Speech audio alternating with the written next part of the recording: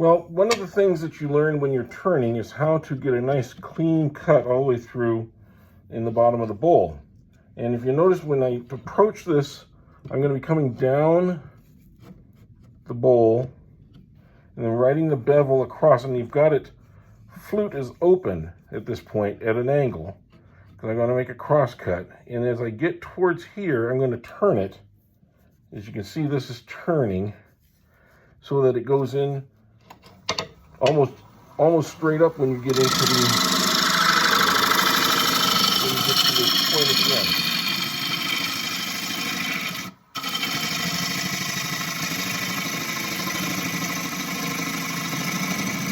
I turn it right here.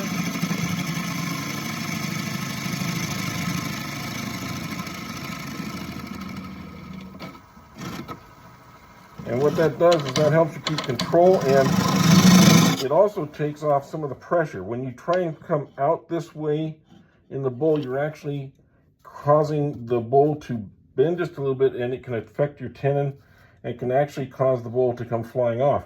When you're putting the pressure in this way and coming towards the center, all the pressure is straight down into the tenon, and that's what holds the tenon in instead of trying to pull the tenon out. So always approach, when you can, this way in at an angle about like so, all the way in. And as you get towards the middle, you start to rotate that just a little bit. And of course, always keep your hand on top here so you have total control at all times of your tool, and it doesn't get away from you.